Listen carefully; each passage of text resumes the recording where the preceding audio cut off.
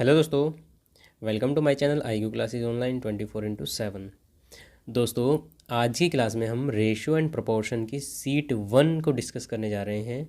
ठीक है, सीट 1 के कुछ क्वेश्चन हम पिछली क्लास में देख चुके हैं और बाकी के बचे हुए क्वेश्चन हम इस क्लास में डिस्कस करेंगे।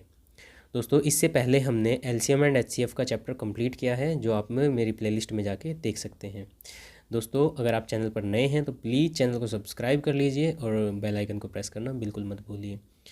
दोस्तों, अगर आप मेरी क्लास लेते हैं तो आप ये एश्योर करेंगे अपने आप को कि मैं जो क्वेश्चन कराता हूँ वो एक अच्छे लेवल के क्वेश्चन होते हैं। ठीक है, हर एग्ज़ाम में देखिए, क्योंकि कोई भी एग्ज़ाम में कंपटीशन इतना बढ़ता जा रहा है, तो कंपटीशन को देखते हुए अब बिल्कुल ईजी क्वेश्चन नहीं पूछे जाते हैं।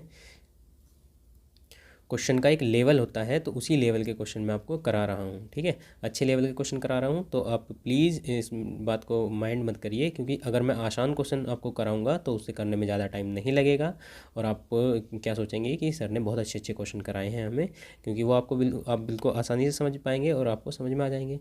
लेकिन दोस्तों, इनमें आपको थोड़ा एफर्ट करना पड़ेगा, प्रैक्टिस करनी पड़ेगी। ठीक है, मैं जैसे ही आपको क्लास देता हूँ उसके साथ साथ आप करेंगे और उसके बाद मैं आपको, क्योंकि एक सीट प्रोवाइड कराता हूँ मैं आपको बिना सॉल्यूशन की, तो उस बिना सॉल्यूशन की सीट से आप प्रैक्टिस कर सकते हैं। लेकिन अगर आपको फिर भी कोई चीज़ नहीं समझ में आती है तो इसके साथ साथ मैं आपको सॉल्यूशन की सीट भी प्रोवाइड कराता हूँ। दोस्तों, मुझे नहीं लगता कि कोई भी यूट्यूब चैनल आपको इस तरह की दोनों सीटें प्रोवाइड कराता होगा। दोस्तों, ये इसलिए है, ये सॉल्यूशन की PDF मैं आपको इसीलिए प्रोवाइड कराता हूँ ताकि आप पहले करके देखें। अगर आपसे नहीं हो रहा है कोई क्वेश्चन तो आप उसका आंसर देख सकते हैं, क्योंकि मैं पढ़ा चुका हूँ उस चीज़ को। ओके दोस्तों, चलिए दोस्तों, शुरू कर लेते हैं आज की क्लास। और आज की क्लास में हम देख लेते हैं हमने कितने क्वेश्चन किए थे।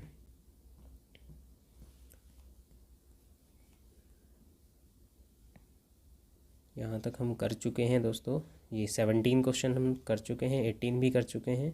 चलिए 19 क्वेश्चन पर आ जाते हैं, 19 क्वेश्चन देख लेते हैं।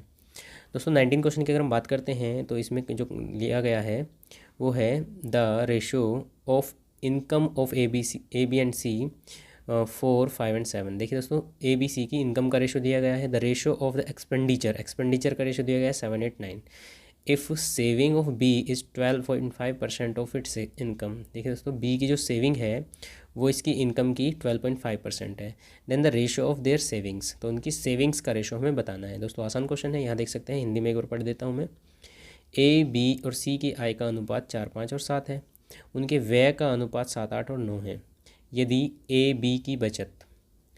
B की बचत इसकी आय का 12.5% है, तो फिर उनकी बचत का अनुपात क्या होगा। तो दोस्तों, बचत का अनुपात आपको बताना है। ठीक है, तो चलिए दोस्तों, देख लेते हैं क्या क्या आपको दिया गया है और क्या हमें निकालना है, क्या पूछा गया है। दोस्तों, A, B और C इनकी आपको आय का, इनकम का रेशो दिया गया है। जो आय का अनुपात है वो कितना दिया गया है दोस्तों, वो दिया गया है 4, 5 और 7। 4, 5 और 7, ठीक है, ये रेशो है। इसके बाद जो इनकी व्यय का जो रेशो है वो दिया गया है, वो कितना दिया गया है, वो दिया गया है दोस्तों 7, 8 और 9। 7, 8 और 9 ये दिया गया है। और एक इन्फॉर्मेशन इसमें दी गई है कि जो B की बचत है, B की जो सेविंग है, देखिए दोस्तों, आय में से अगर हम व्यय को घटाते हैं तो बचत आएगी। ठीक है, इसमें से इसको घटाएंगे, यानी कि जो आपकी इनकम है उसमें से एक्सपेंडिचर को घटाते हैं तो सेविंग आपके पास बचेगी। जो बचेगा वो सेविंग ही तो है, यानी कि कुछ आप कमाते हैं महीने में और कुछ खर्च कर देते हैं, तो जो आपके पास बचा वही तो सेविंग है। ठीक है, तो इसमें से इसको आप क्या करना है, घटाना है। तो यानी कि इसमें दिया क्या गया है, जो B की बचत है वो 12.5% है। दोस्तों, अब देखिए 12.5% की मैं बता दूं आपको, 12.5% होता है डायरेक्ट 1/8। देखिए दोस्तों, जब मैं आपको परसेंटेज का चैप्टर पढ़ाऊंगा तो उसमें मैं आपको बताऊंगा 12.5% 1/8। आप इतनी डायरेक्ट आपको याद रखना है। ठीक है, आपको टाइम जो है वो कंज्यूम ज़्यादा नहीं करना है क्वेश्चन के लिए। आपको इतनी ये चीज़ें बेसिक हैं और ये चीज़ें याद होनी ही चाहिए। ठीक है, अगर नहीं याद है तो दोस्तों मैं आपको बता देता हूँ, 12.5% है तो ये पॉइंट हटाएंगे, एक ज़ीरो तो यहाँ लग जाएगी, और परसेंट हटाएंगे तो 2 ज़ीरो और लगेंगी। ठीक है, तो ये 1000 आ जाएगा। 125/1000 होता है 1/8। ओके, 1/8। तो इस तरह के क्वेश्चंस को करने के लिए आपको सबसे पहले क्या कर लेना है, सबसे पहले जो जिस चीज़ के बारे में इन्फॉर्मेशन दी गई है उसको इक्वल कर लीजिए। पहले इक्वल कर लीजिए और फिर जो डाटा दिया गया है उसके अकॉर्डिंग आप उसमें एक्शन करिए। दोस्तों, यहाँ 5 है, ये यहाँ 8 है, तो इसको इक्वल करना है। B को तो इक्वल करना है, B को इक्वल करेंगे तो इसमें आपको 8 से मल्टीप्लाई करनी पड़ेगी और इसमें आपको 5 से मल्टीप्लाई करनी पड़ेगी। बट ऐसा नहीं है, जब इसमें आप 8 से करेंगे तो इसमें भी 8 से करेंगे और इसमें भी 8 से करेंगे, क्योंकि रेशो है ही। और इसमें आपने 5 से करी है तो इसमें भी आप 5 से करेंगे और इसमें भी 5 से करेंगे। ओके दोस्तों, देखिए दोस्तों, ऐसा करके हमने क्या कर दिया है कि बी के जो आय हैं और व्यय बराबर कर दिए हैं।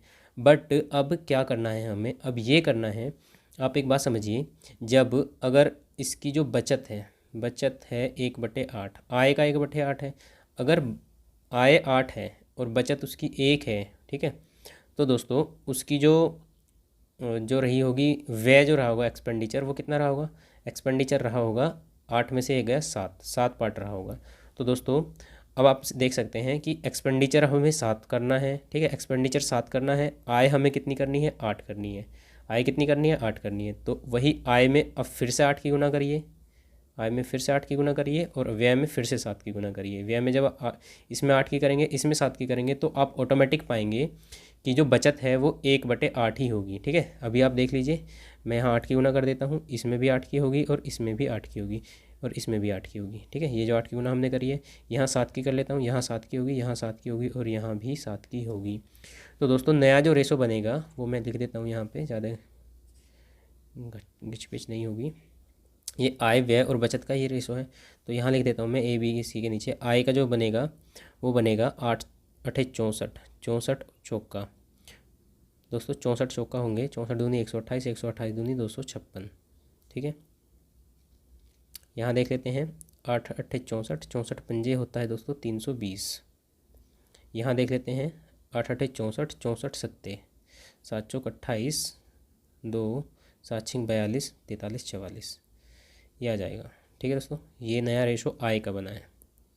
अभी आप व्यय का देखिए, व्यय में 7 की हमने गुना करी थी, 7 पंजे 35, देखिए 7 सत्ते 49, 49 की गुना करनी है 5 में। तो दोस्तों 49, 5 पंजे होते हैं 25, 250, 5 घटा लीजिए 245, ये बनेगा 245। फिर आप यहाँ देखेंगे 8 पंजे 40, 4 सत्ते 28, 280। और यहाँ देखेंगे कितना, 7 पंजे 35 निम्मा 35 गुना 9 जब आप करेंगे तो 9 पंजे 45, 4 9 28 होते हैं 27, 27 और 4 कितने होते हैं दोस्तों, 27 4 होते हैं 31, 315 ये आ जाएगा। तो अब आपने देखा कि ऑटोमेटिक हमने क्या कर दिया था शुरुआत में। अब यहाँ देखेंगे ये 320 आय है, 280 क्या है, व्यय है। तो जो बचत होगी वो इसे घटा के आएगी। तो दोस्तों 320 में से 280 को घटाएंगे तो कितना बचेगा, 40 बचेगा। ठीक है, 40 बचत है, और किस पर 40 बचत है, 320 पर है। तो आप यहाँ से वेरीफाई कर सकते हैं कि 40, 4 8 0 से 0 कट जाएगी और 4 8 120, यानी कि 1/8 ही है, यानी कि जो हमने किया है वो सही फंक्शन लगाया है। बस अब जो पूछा गया है वो कर दीजिए। क्या पूछा गया आपसे, फिर उनकी बचत का अनुपात क्या होगा। दोस्तों बचत का अनुपात यही होगा, इनको घटा लीजिए, बस सेम घटा लीजिए। यहाँ तो 40 बचेगा, यहाँ कितना बचेगा, यहाँ बचेगा 3, यहाँ 3 और यहाँ 1, 133 बचेगा। और यहाँ कितना बचेगा, यहाँ 1 बचेगा, यहाँ भी 1 बचेगा, यहाँ 0, यानी कि 11:40 अनुपात कितना हो जाएगा हमारा, 133। This is the right answer. दोस्तों ये जो तरीका मैंने बताया है ये बेस्ट तरीका है इसी क्वेश्चन को करने के लिए। ठीक है, फिर से एक बार मैं रिपीट कर देता हूँ इस क्वेश्चन को। देखिए दोस्तों, आपको क्या करना है, आपको 2 डाटा दिए गए हैं आय का और व्यय का, इनका रेशो दिया गया है 4 5 7 और 7 8 9। ठीक है, फिर उसमें कहा गया है कि बी की जो आय है, बी की जो व्यय, सॉरी यानी सेविंग है, जो बचत है, वो आय का 12.5% है। 12.5% हमने निकाल लिया, 1/8 होता है।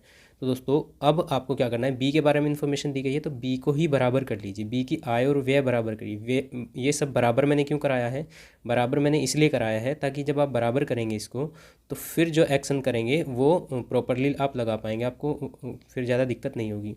ठीक है, तो ये पहले हमने 8 पंजे 40 और 5 अट्ठे 40 ये बराबर किया, तो 8 की मल्टीप्लाई हमने यहाँ करी है तो इन दोनों में भी करनी पड़ेगी। जब 5 की मल्टीप्लाई यहाँ करी है तो इन दोनों में भी करनी पड़ेगी।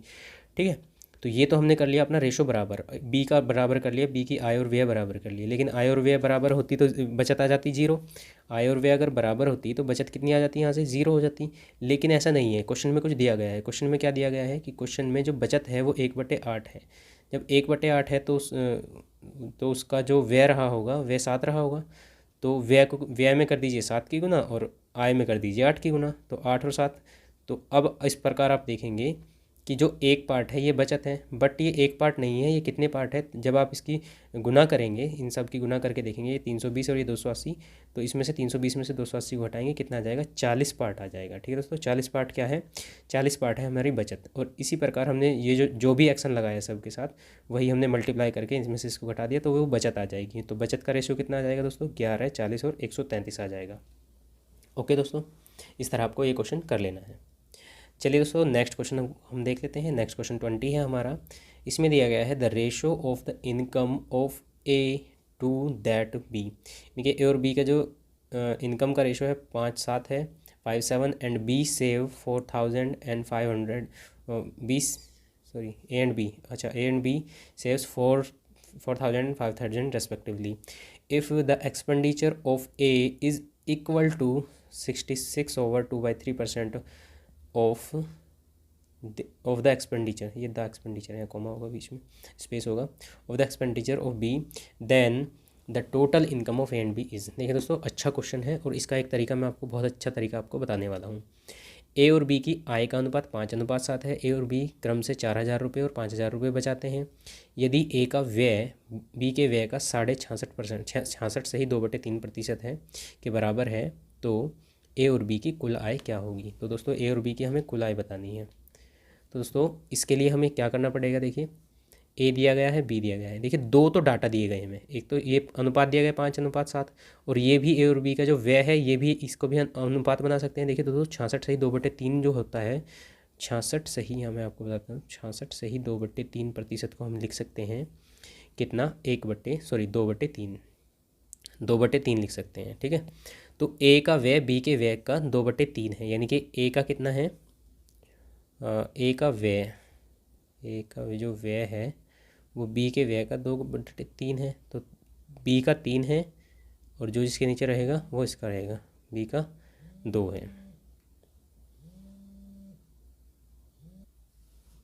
तो दोस्तों यहाँ से ए और बी का जो रेशो होगा वो कितना आ जाएगा, 2:3। ठीक है दोस्तों, 2:3 इनके व्यय का है। ठीक है, आय का यहाँ हमें दिया ही गया था 5:7, 5:7 दिया गया था। ये इनकम का है, आय का, और व्यय का जो है वो कितना आ गया दोस्तों, यहाँ से 2:3 ये आ गया। अब दोस्तों यहाँ देखिए, यहाँ और क्या दिया गया है, इनकी जो सेविंग्स दी गई है। ठीक है, ए और बी क्रम से 4000 रुपये और 5000 रुपये बचाते हैं। ठीक है, ये बचाते हैं। तो दोस्तों ये इनकी सेविंग्स दी गई है। तो दोस्तों यहाँ आप क्या कर सकते हैं, यहाँ आप देखिए दो तो आपको रेशो दिए गए हैं आय का और व्यय का, और जो बचत है वो आपको रुपीज़ में दी गई है। ठीक है, एग्जैक्ट वैल्यू दी गई है। तो दोस्तों आपको क्या करना है, यहाँ करना है आपको, इसकी 4000 इसके नीचे रखिए और इसकी 5000 इसके नीचे रखिए। ठीक है, अब देखिए आप क्या कर सकते हैं, यहाँ से आपको करना है क्रॉस मल्टीपल। ठीक है दोस्तों, ध्यान से समझना, बहुत ही आसान तरीका मैं आपको बता रहा हूँ। देखिए यहाँ कर लेते हैं हम क्रॉस मल्टीपल, इसकी इसमें करेंगे तो 5×3 = 15। ठीक है, अभी मैं आपको ये करके दिखा रहा हूँ, आपको डायरेक्ट कर लेना है। 5×3 = 15 यहाँ लिखेंगे, और 7×2 = 14 यहाँ लिखेंगे। तो 15 - 14 इन दोनों का अंतर लेना है, अंतर ही लेना है। ठीक है, माइनस में मत लाना, जो बड़ा है उसमें से छोटा घटा देना। पार्ट की जो वैल्यू होगी, अब इसकी इसमें मल्टीप्लाई, तो कितना आ जाएगा, 5×2 = 10,000, और इसकी इसमें मल्टीप्लाई, 4×3 = 12,000। तो दोस्तों ये 12,000 आ गया, ये 10,000 आ गया, तो बड़े में से ही छोटे को क्या कर लेना, घटा लेना, 12,000 - 10,000। ठीक है, ये आएगा। तो यहाँ से एक पार्ट की वैल्यू जो आ गई है वो आ गई है 2,000 रुपये। ठीक है, एक पार्ट की वैल्यू 2,000 रुपये आ गई है। यहाँ से दोस्तों आपको याद रखना है कि ये जो आय है इनकम, वो इनकम हम डायरेक्ट निकाल सकते हैं। तो 5 पार्ट की वैल्यू इसकी इनकम निकलेगी और 7 पार्ट की वैल्यू इसकी इनकम निकलेगी। ठीक है, फिर से बता देता हूँ आपको क्या करना है, इन दोनों को मल्टीप्लाई करना है, क्रॉस मल्टीपल, इन दोनों को क्रॉस मल्टीप्लाई करना है, दोनों को आपस में घटा देना। 5×3 = 15, 7×2 = 14, दोनों का अंतर 1 आया, तो एक पार्ट की वैल्यू इन दोनों का करना है 5×2 = 10, और इन दोनों का करना है 4×3 = 12, 12,000 10,000 का अंतर 2,000, तो एक पार्ट की वैल्यू 2,000। ठीक है, अब यहाँ से जो ए की आय है, ए की आय वो है 5 पार्ट, 5 पार्ट की वैल्यू कितनी हो जाएगी, 10,000, और बी की जो आय है, बी की आय हो जाएगी 7 पार्ट, 7 पार्ट की वैल्यू कितनी हो जाएगी, 7×2 = 14,000। ठीक है, 14,000। तो टोटल ओवरऑल वैल्यू पूछी गई इसकी, ए प्लस बी की जो आय है वो कितनी हो जाएगी, 10,000, 10,000, सॉरी यहाँ 10,000 है, प्लस 14,000। तो दोस्तों कितना आ जाएगा, 24,000 आ जाएगा, 24,000 आंसर होगा। ठीक है, या आप यहाँ से, ये तो मैंने अलग अलग निकाल दी है, आप अगर यहाँ से निकालते ही 7 पार्ट दोनों को यहीं जोड़ लेते, 7 5 12 पार्ट, 12 पार्ट की वैल्यू भी करके निकाल सकते थे। 12 पार्ट की वैल्यू निकालनी है मैं, तो एक पार्ट की 2,000 है, तो 12 पार्ट की 24,000 होती। ठीक है दोस्तों, तो आप ऐसे भी निकाल सकते थे। तो option D is right answer, option D. Okay दोस्तों, चलिए समझ में आ गया आपको। ओके चलिए बढ़ते हैं नेक्स्ट क्वेश्चन पर। क्वेश्चन नंबर 21 में दिया गया है the ratio of the incomes of Ajay and Beena is 5:4 and the ratio of their expenditure is 6:5। If the ratio of the savings is 7:5, what percentage of his income does Ajay save. देखिए दोस्तों, अजय और बीना की आय का अनुपात दिया गया है, उनके खर्च का अनुपात दिया गया है, यदि बचत का अनुपात, अब की बार तीनों का, सब चीज़ों का अनुपात ही दिया गया है। ठीक है दोस्तों, यहाँ आय का अनुपात दिया गया है 5:4, यहाँ इनके खर्च का अनुपात दिया गया है, और यहाँ इनकी बचत का अनुपात दिया गया है। देखिए दोस्तों, पिछले क्वेश्चन में क्या था, आय का अनुपात था, खर्च का अनुपात था, लेकिन बचत जो थी वो एग्जैक्ट वैल्यू थी। ठीक है, तो उसमें हम वो तरीका लगा सकते थे, लेकिन इसमें हम वो वाला तरीका नहीं अप्लाई कर सकते क्योंकि एग्जैक्ट वैल्यू नहीं दी गई है। तो दोस्तों इसे करने के लिए हमें क्या करना पड़ेगा, देखिए आप यहाँ लिखेंगे अजय और बीना, अजय ए हो जाएगा और बीना बी हो जाएगा। इनकी आय का दिया गया है दोस्तों, आय कितना दिया गया है, 5 और 4, और इनके जो व्यय है यानी कि खर्च एक्सपेंडिचर जो हैं वो दिया गया है 6:5। ठीक है, और अब इनका क्या दिया गया है, यहाँ से बचत का भी अनुपात दिया गया है, बचत का अनुपात, बचत का अनुपात 7 और 5 दिया गया है। दोस्तों यहाँ हमें बेसिक से जाना पड़ेगा, और बेसिक से जाने के लिए हमें क्या करना पड़ेगा, देखिए कोई भी अगर अनुपात है, अगर अनुपात को एग्जैक्ट वैल्यू बनाना है तो उसमें कुछ ना कुछ मल्टीपल करना पड़ेगा। तो वो मल्टीपल कर लेते हैं, इसमें हम कर लेते हैं एक्स का, तो ये 5x है, तो इसमें भी एक्स का करेंगे तो 5y हो जाएगा। और व्यय में कर लीजिए, व्यय में कर लीजिए y का, तो ये 6y और ये 5y हो जाएगा। ठीक है, ये 4x 5x 4x और ये 6y 5y हो जाएगा। अब आप एक बात बताएं हमें, इसमें क्या दिया गया है कि ये इनके बचत का अनुपात 7:5 दिया गया है। तो बचत का अनुपात आएगा कब, बचत का अनुपात तब आएगा जब हम ए की आय से ए के व्यय को घटाएंगे। ठीक है, और उसके बट्टे में रखेंगे बी की आय से बी के व्यय को रखेंगे। ठीक है, यानी कि जो इनका जो बचत का रेशो है, ये वाला रेशो जो दिया गया है, इसे हम यूज़ करेंगे इस चीज़ में। इसमें इसमें यहाँ हमें कोई कांस्टेंट लेने की ज़रूरत नहीं है। तो दोस्तों आय में से व्यय घटाते हैं तो बचत आता है, तो 5x minus 6y, 5x minus 6y। ठीक है, और अगर हम इसका अनुपात किससे, 4x माइनस 5y से, तो ये ए की बचत है, ये बी की बचत है, और इन दोनों का जो बचत का अनुपात वो दे रखा है कितना, 7/5, 7:5 दिया गया है। ठीक है, तो यहाँ से दोस्तों हम क्या कर सकते हैं, क्रॉस मल्टीपल से इनकी वैल्यूज़ निकाल सकते हैं, एक्स और वाई में जो वैल्यू हैं वो निकल जाएंगी। ठीक है, अब यहाँ से दो तरीके हैं कि आप एक तो करिए, आप कैलकुलेशन को डायरेक्ट भी कर सकते हैं, और अदरवाइज़ आप क्या कर सकते हैं, इनको सॉल्व भी कर सकते हैं। तो दोस्तों मैं रिकमेंड करता हूं कि आपको आप ये डायरेक्ट करिए। देखिए 5×5 = 25x, यहाँ x में 25 आएगा, और 7×4 = 28x। तो 25 और 28 में कितने का अंतर बनेगा, 3x का अंतर बनेगा। तो यहाँ 3x हम लिख देंगे, और वो इधर आएगा। ठीक है, क्योंकि 7×4 = 28, इस साइड वाला बड़ा होगा, तो यहाँ 3x आएगा।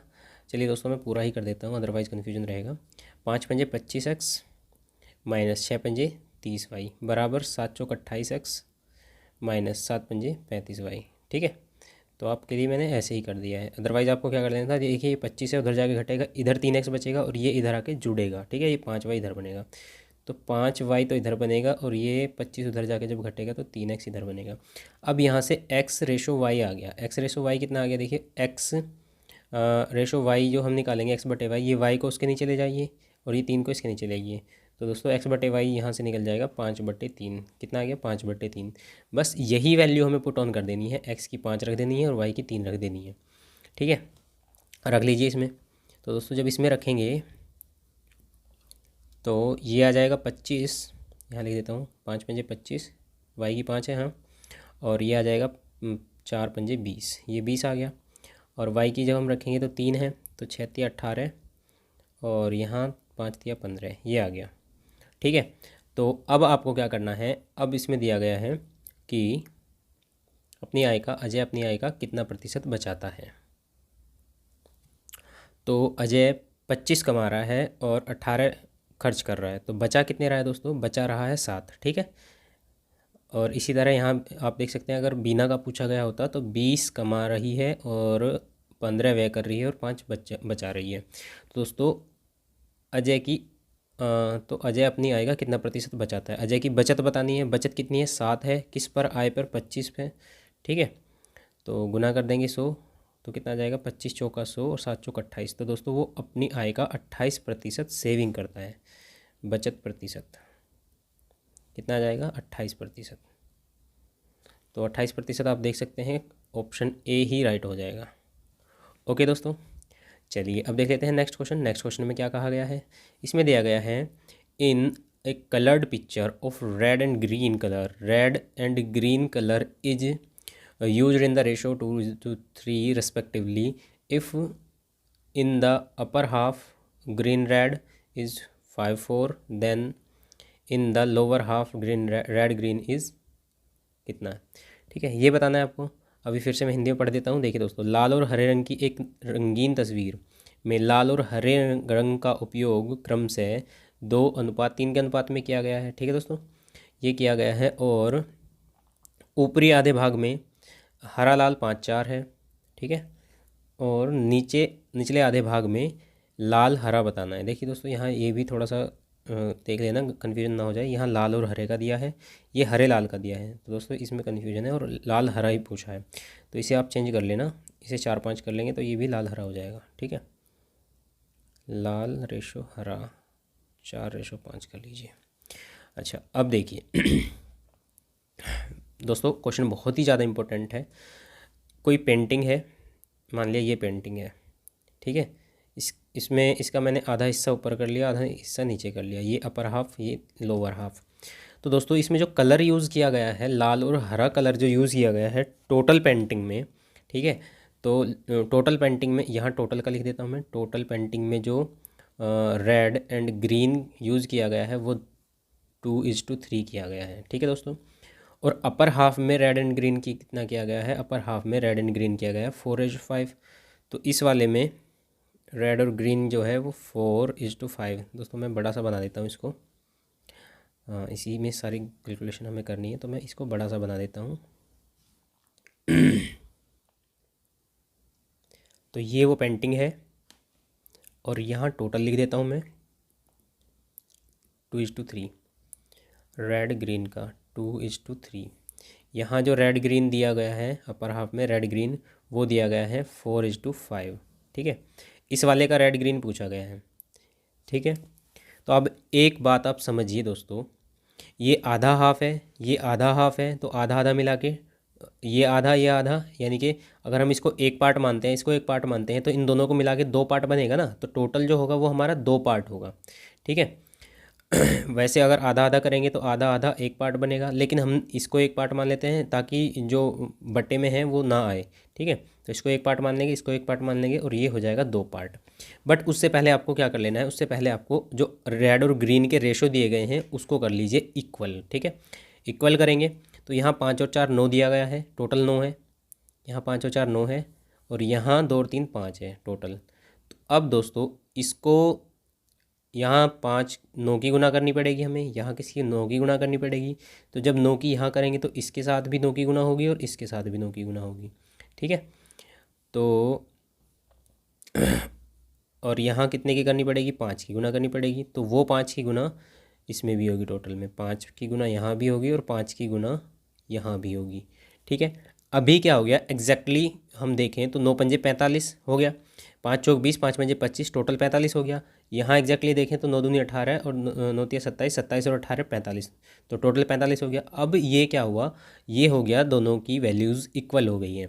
बट आप एक बात समझिए, यहाँ क्या गया, ये अपर हाफ है और ये टोटल है। तो अपर हाफ अगर एक पार्ट है तो निचले वाला भी एक पार्ट रहा होगा।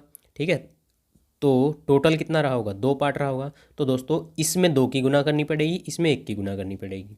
ठीक है, तो अब इसमें हम 1 की और मल्टीप्लाई कर देते हैं और इसमें हम 2 की और मल्टीप्लाई कर देते हैं। तो दोस्तों आपको समझ में आया ये 2 मैं कहाँ से लाया हूँ, 2 आया है टोटल की, टोटल के लिए। ठीक है, टोटल क्योंकि एक पार्ट ये एक पार्ट ये, तो 2 पार्ट है तो इसलिए 2 से गुना कर दी मैंने।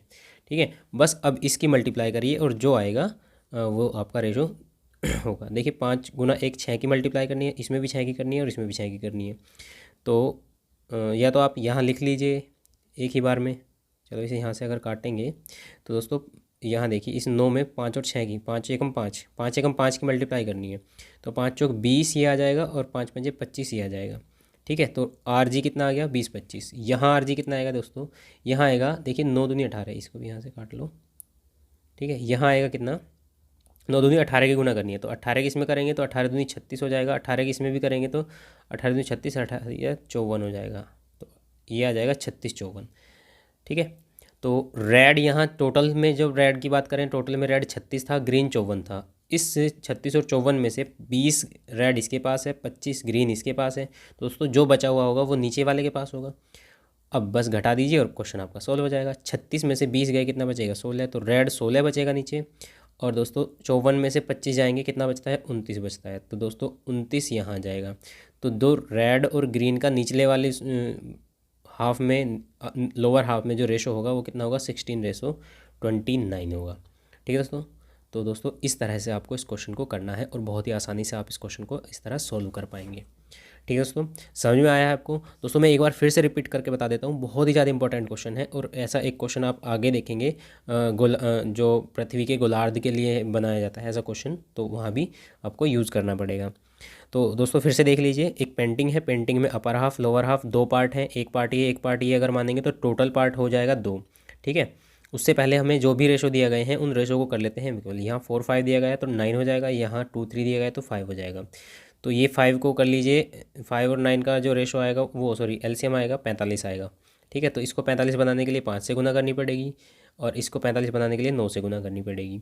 तो अभी जब इसमें 9 से गुना करेंगे तो ये 45 ये भी 45 हो गया।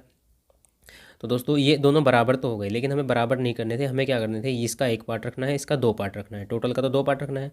तो इसमें हमने 2 से और मल्टीप्लाई करी, तो जो मल्टीप्लाई हमने इधर करी है राइट हैंड साइड में वो लेफ्ट हैंड साइड में भी दोनों में करेंगे। तो दोस्तों 9 दूनी 18 की मल्टीप्लाई इसमें भी करेंगे इसमें भी करेंगे, तो टोटल कलर की मात्रा आ जाएगी हमारी।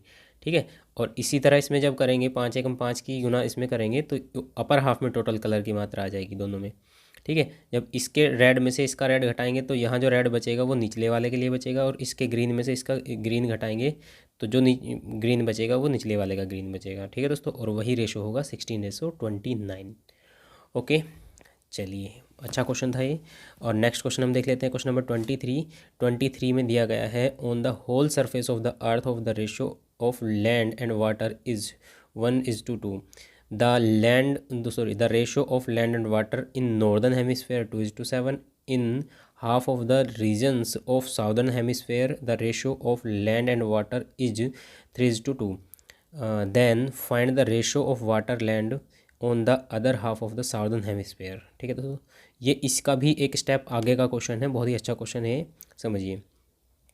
पृथ्वी की पूरी सतह पर भूमि और जल का अनुपात 1:2 है। ठीक है, और उत्तरी गोलार्ध में भूमि और जल यानी कि पानी का अनुपात 2:7 है। दक्षिणी गोलार्ध के देखिए दक्षिणी गोलार्ध का भी आधा कर दिया के आधे भाग में भूमि और पानी का अनुपात 3:2 है। तो दक्षिणी गोलार्ध के दूसरे भाग में पानी और भूमि का अनुपात क्या होगा।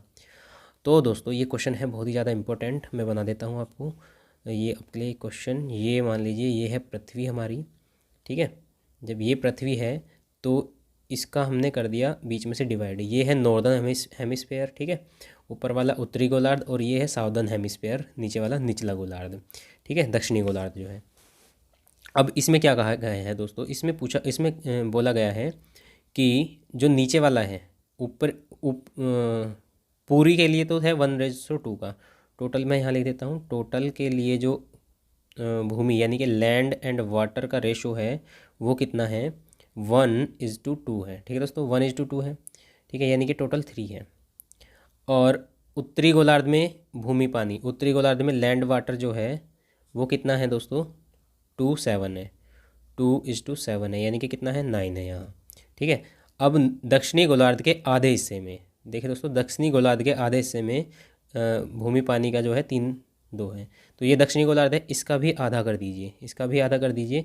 और इसमें जो लैंड वाटर है वो कितना है 3:2 3:2 = कितना 5 है। ठीक है, तो ये वाला बचा। अब इसका ही हमें बताना है दोस्तों। इसका बताने के लिए हमें क्या करना पड़ेगा, देखिए अगर इसको हम एक पार्ट मानेंगे, इसको एक पार्ट मानेंगे, तो दोस्तों ये दोनों मिलके दो पार्ट हो जाएंगे। और इतना ही अगर ये दो पार्ट हो जाएगा दोनों मिलके, तो ये भी पूरा का पूरा दो पार्ट होगा। तो दो पार्ट ये, दो पार्ट ये, और सारा का सारा टोटल ओवरऑल कितना पार्ट हो जाएगा, चार पार्ट हो जाएगा। अब ओवरऑल हो जाएगा चार पार्ट। ठीक है, तो ये जो एक की, इसमें मल्टीप्लाई करेंगे हम एक की, ठीक है, इसमें मल्टीप्लाई करेंगे एक की, इसमें कितने की करेंगे, दो की, और इसमें कितने की करेंगे, चार की। तो उससे पहले क्या कर लेते हैं हम, उससे पहले कर लेते हैं इनके जो रेशो हैं, सॉरी इनकी जो ओवरऑल वैल्यू हैं, ये इनको बराबर कर लेते हैं। यहाँ 9 है, यहाँ 5 है, और यहाँ 3 है। तो दोस्तों 9, 5 और 3 का एलसीएम लेंगे तो 45 आएगा। तो 45 आएगा, तो इस वाले को 45 बनाने के लिए इसमें हमें गुना करनी पड़ेगी किसकी, 5 की। इसमें जब हम 5 की गुना कर देंगे तो इधर भी करेंगे, वो बाद में कर लेंगे। और इस 5 को करने के लिए इसमें 9 की गुना करनी पड़ेगी, और इसमें करने के लिए ये है 3, 45 की करने के लिए इसमें 15 की गुना करनी पड़ेगी। अब आप देखेंगे कि जो लैंड एंड वाटर की जो टोटल वैल्यू है 15 या 45, यहाँ भी 45 हो गई टोटल, 9 पंजे 45, यहाँ भी 45 हो गई है, और 9 पंजे 45, यहाँ भी 45 हो गई है, ओवरऑल 45 हो गई है। अब हमें गुना करनी है, हमें इसमें बताना था लैंड वाटर। अब हमें, ये तो एक पार्ट है, इसमें एक पार्ट की गुना करिए, और ये इसका इसका डबल है तो इसमें दो की गुना करिए, और ये जो है ये वाला टोटल जो है वो इसका भी डबल है, यानी कि एक पार्ट ये एक पार्ट ये, तो इसमें चार की गुना करिए। ठीक है दोस्तों, इसमें जब चार की गुना करेंगे तो ओवरऑल कितने की गुना हो जाएगी, 15 चौका 60 की, 60 की गुना करेंगे, इसमें 60 एकम 60 आएगा, और 60 की इसमें गुना करेंगे, 60 दूनी 120 आएगा। तो दोस्तों 60 और 120 लैंड वाटर की टोटल वैल्यू आ गई है हमारी, टोटल जो रेशो है। और इधर जो रेशो आएगा वो आएगा, देखिए दोस्तों इसमें किसकी गुना करनी पड़ेगी, 5 दूनी 10 की, 10 की गुना इसमें करेंगे तो 10 दूनी 20 हो जाएगा, ये 20 होगा यहाँ, और ये कितना होगा, 10 सत्ते 70, 20 70 यहाँ हो जाएगा। और यहाँ कितने की गुना करनी पड़ेगी, देखिए दोस्तों 9 एकम 9, 9 की गुना करनी पड़ेगी इसमें, 9 तिया 27 हो जाएगा, और 9 दूनी 18 यहाँ हो जाएगा। तो दोस्तों इनकी एग्जैक्ट जो वैल्यूज़ हैं वो आ चुकी हैं।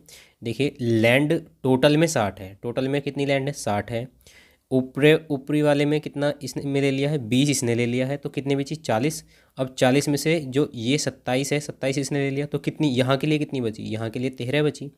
ठीक है, तो लैंड तो हो गया 13। अब 120 की बात कर लेते हैं, 120 जो है वाटर है, तो वाटर 120 है, तो 70 इसने ले लिया, कितना बचा, 50 बचा, और 50 में से 18 इसने ले लिया, तो कितना बचा, 32 बचा। तो दोस्तों वाटर आ जाएगा 32। तो लैंड और वाटर का जो रेशो होगा वो 13:32 होगा। ठीक है दोस्तों, लैंड एंड वाटर का, लेकिन इसमें वाटर एंड लैंड का पूछा गया है तो उल्टा हो जाएगा, 32, ये वाला 32:13 हो जाएगा, उल्टा पूछा गया तो उल्टा ही इसका आंसर होगा, ये आ जाएगा। ठीक है दोस्तों, ये लैंड वाटर है, यहाँ हमसे पूछा गया है वाटर और लैंड। वाटर लैंड कितना होगा, 32 और 13, ठीक है, 32 13 होगा।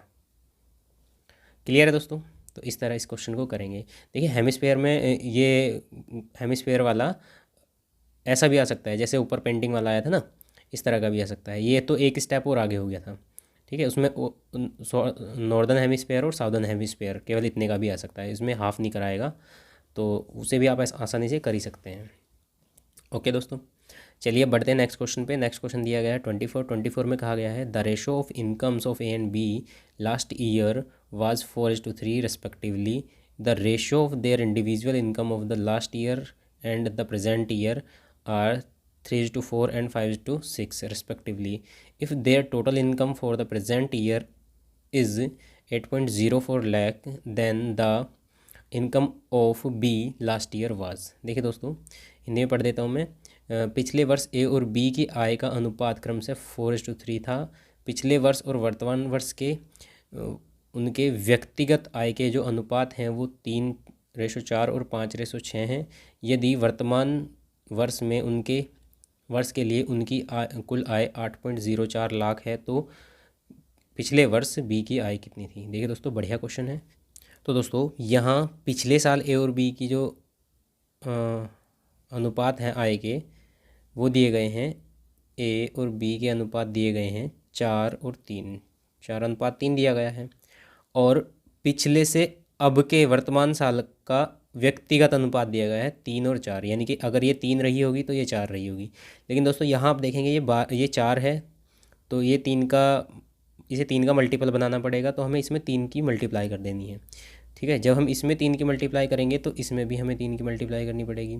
और इसी तरह दोस्तों जब आप इसका बी वाले का व्यक्तिगत देखेंगे 5 से 6 जा रहा है, तो यहाँ ये 5 का मल्टीपल नहीं है, तो इसे 5 का मल्टीपल बनाना पड़ेगा, तो इसमें 5 की गुना करेंगे। तो जब इसमें 5 की करी है तो इसमें भी हमें 5 की करनी पड़ेगी। अब देखो दोस्तों ये सिस्टम क्या हो रहा है। अभी ये जो मैंने गुना करवाई है 3 और 5 की, इसका फ़ायदा मैं तुम्हें बताता हूँ। अगर आप ये नहीं करते तो कैलकुलेशन थोड़ी लंबी हो जाती, बटे में चली जाती। ठीक है, फिर से मैं बता देता हूँ। इसका जो पिछले साल का 3 से अब 4 हुआ है, ए का पिछले साल 3 था तो अब 4 होगा, तो ये 3 का मल्टीपल होना चाहिए, लेकिन ये 3 का मल्टीपल नहीं है, तो हमने बना लिया इसमें 3 की गुना करके। तो जब 3 की यहाँ करी तो यहाँ भी 3 की करेंगे। इसी प्रकार जब ये 5 से 6 हैं तो ये 5 का मल्टीपल होना चाहिए, तो यहाँ 5 की गुना करी तो यहाँ भी हमने 5 की गुना करी। ठीक है, तो अब जो पिछले साल का, ये भी पिछले, मैं गुना करके लिख देता हूँ यहाँ, पिछले साल का जो है वो कितना है, 5 तिया 15 चौका 60, और ये कितना है 5 तिया 15 तिया 45। ठीक है, ये पिछले साल का है। अब इनका जो पिछले से वर्तमान वर्ष का जो दिया गया है आय का अनुपात वो कितना है, देखिए दोस्तों इसमें दिया गया है 3 से 4। तो अगर 3 पार्ट की वैल्यू 60 है, अगर 3 पार्ट की वैल्यू 60 है तो आप दोस्तों बताइए 4 पार्ट की वैल्यू कितनी होगी, क्योंकि ये 3 से 4 दिया गया है ना, 3:4 ऐसे दिया गया है। तो 3 पार्ट की वैल्यू 60 है, तो आप आसानी से बता सकते हैं कि अगर 3 की 60 है ये तो 1 की 20 होगी और 4 की कितनी होगी 80 होगी, तो 4 पार्ट की कितनी होगी 80 होगी। इसी प्रकार आप यहाँ देखेंगे, यहाँ दिया गया है 5 से 6। ठीक है, तो अगर ये 5 पार्ट की वैल्यू 45 है, 5 पार्ट की वैल्यू कितनी है 45 है, तो हमें 6 पार्ट की निकालनी है, तो एक पार्ट की कितनी हो जाएगी 9 हो जाएगी ना, 9 पंजे 45 होते हैं, तो एक पार्ट की 9 हो जाएगी, और 6 की निकालनी है तो 9 6 54, तो यहाँ कितना आएगा 54, तो ये 80:54 होगा। तो वर्तमान में जो इनका अनुपात बनेगा वो 80:54 बनेगा। ठीक है दोस्तों, तो अब यहाँ हम देख सकते हैं, अब हमने क्या किया है, ये रेशो को मर्ज कर लिया है। ठीक है, अब पूछा क्या गया है और दिया क्या गया है, यदि वर्तमान वर्ष के लिए उनकी कुल आय, वर्तमान वर्ष के लिए 8.4 लाख है, लेकिन वर्तमान वर्ष के लिए उनकी कुल आय है कितनी, यहाँ से हमारे हिसाब से 80 और 54 दोस्तों कितने होते हैं 80 50 130 134 पार्ट की वैल्यू दी गई है 8.04 लाख। ठीक है, और पूछा गया है तो पिछले वर्ष बी की आय क्या थी, पिछले वर्ष बी की आय तो 45 पार्ट थी, ये थी ना, तो ये मत लेना अब, क्योंकि अगर आप ये 3 लोगे तो ये सारा का सारा डाटा गड़बड़ हो जाएगा। तो यहाँ 45 लेनी है, तो 45 पार्ट की आपको वैल्यू बता देनी है। ठीक है, बी की 45 है ना, पिछले वर्ष बी की 45 पार्ट है, तो दोस्तों 45 पार्ट की आपको निकाल देनी है। तो 8.04 जो है वो 134 नीचे रखेंगे और 45 ऊपर रखेंगे। अभी करते हैं 4 3 7 और 1 8, तो ये 9 से तो नहीं कटेगा, और किससे कटेगा ये 13 134, एक है ये 34 13 24 43 52 55 63 78 4 6 24, हाँ छिक्का चल जाएगा, तो छिक्का चल जाएगा, लेकिन यहाँ 2 अंक बाद पॉइंट है तो 2 अंक बाद पॉइंट भी लगाना पड़ेगा, 0.6 आएगा। और 0.6 की जब आप 45 में गुना करते हैं, 0.06 की जब आप 45 में गुना करते हैं तो 45 छिक्का कितने होते हैं, 45 तिया होते हैं 45 दूनी 90 और 9 तिया 27, 270। ठीक है, 270 आएगा, तो 270 में 2 अंक बाद पॉइंट लग जाएगा, 2.7 आ जाएगा। ठीक है दोस्तों, तो इस तरह आप कैलकुलेशन कर सकते हैं 2.7 लाख। मैंने यहाँ ऐसे किया है, आप इसको आसानी से काट के देख सकते हैं। ठीक है दोस्तों, 2.7 लाख आ जाएगा, और 2.7 लाख हमारा कौन सा है, सी ऑप्शन राइट हो जाएगा। ओके दोस्तों, चलिए फटाफट लास्ट क्वेश्चन देख लेते हैं सीट का 25, ये लास्ट क्वेश्चन है। If by increasing the price of a ticket in ratio of 8:11, the number of the tickets sold fall in the ratio of 23:21, then what is the increase in rupees in revenue if revenue before increase the price of ticket was 36,800। ठीक है दोस्तों, हिंदी में पढ़ देता हूँ मैं। यदि 8:11 के अनुपात में टिकट के मूल्य में वृद्धि की जाती है, देखिए दोस्तों मूल्य में जब वृद्धि की जाती है, मूल्य में वृद्धि है 8:11, तो बेचे गए टिकटों की संख्या में 23:21 के अनुपात में गिरावट आ जाती है, यानी कि संख्या में जो गिरावट है वो कितनी है, वो है 23:21। तो राजस्व में हुई वृद्धि क्या है अगर टिकट का मूल्य में वृद्धि से पहले राजस्व इतना था। तो दोस्तों राजस्व क्या होगा, देखिए मैं बता देता हूँ आपको राजस्व क्या होगा। देखिए अगर हम राजस्व होता है टोटल मूल्य। अगर एक टिकट 8 रुपये का है पहले और 23 टिकट बिके हैं तो टोटल राजस्व आ जाएगा कितना, ये इनकी मल्टीप्लाई करनी पड़ेगी आपको, गुना करेंगे ना तभी राजस्व आएगा। ठीक है, तो राजस्व जो होगा वो होगा 23 × 8। ये पहले पहले का था, तो यहाँ पहले लिख देते हैं, यहाँ लिख देते हैं बाद में। तो 23 × 8 कितने हुए, 8×3 = 24, 2 8×2 = 16, 17 18 184। और अगर हम इसका राजस्व निकाल लेंगे, अब राजस्व आएगा कितना, 2 3 1 231। ठीक है, पहले राजस्व 184 होता था, अब राजस्व हो गया 231। ठीक है, क्यों हो गया, क्योंकि मूल्य में वृद्धि करी गई है 8 से 11 की। ठीक है, और मूल्य में वृद्धि के कारण कुछ कमी भी हो गई है संख्या में, टिकटों की संख्या में, वो 23 से 21 की हुई है, लेकिन ओवरऑल फिर भी अभी वृद्धि ही है। पहले 184 रुपये वो कमा रहे थे टोटल, अभी 231 रुपये कमा रहे हैं। ठीक है, बट उसने दिया क्या गया है, पहले जो टिकट से पहले राजस्व जो था वो 36,800 था, एग्जैक्ट वैल्यू इतनी है। तो 184 पार्ट की वैल्यू दी गई है हमें 36,800, और पूछा गया है कि कितनी वृद्धि हुई है। ठीक है दोस्तों, राजस्व में कितनी वृद्धि हुई है। तो राजस्व में वृद्धि निकालने के लिए आप यहीं इन दोनों का अंतर निकाल लीजिए। यहाँ जो वृद्धि हुई है वो कितनी हुई है, वृद्धि कैसे निकालेंगे दोस्तों, आप वृद्धि निकालेंगे इन दोनों का अंतर लेके। दोस्तों इन दोनों का अंतर लेंगे आप, यहाँ 16 बचेगा, और ये अगर 16 दूनी 32, 48 47 पार्ट की इसमें वृद्धि हुई है। तो दोस्तों 47 पार्ट की आपको वैल्यू बता देनी है। एक पार्ट की अगर आप वैल्यू निकालते हैं तो वो आ जाएगी 36,800 बटे 184। लेकिन आपको कितनी निकालनी है, वृद्धि, केवल वृद्धि निकालनी है, तो आप वृद्धि निकालिए 47 पार्ट केवल। तो दोस्तों 47 पार्ट की जो वैल्यू होगी वो होगी 36,800 बटे 184 गुना 47। ठीक है, 47 कर लेंगे। अभी हम काट लेते हैं, कितना कटेगा देख लेते हैं। ये 47 है, 47 दूनी होता है 92, और 92 दूनी होता है 184। नहीं 47 दूनी तो 94 होता है, 7 दूनी 14, नहीं 47 से नहीं कटेगा। 184 18 दूनी 36, हाँ ये कट जाएगा, सीधा सीधा 2 बार कट जाएगा, ये 200 आएगा। तो दोस्तों 200 गुना 47 कितना हो जाएगा, 47 दूनी 94, 9400 आ जाएगा। दोस्तों वृद्धि कितने की होगी, 9400 की वृद्धि होगी।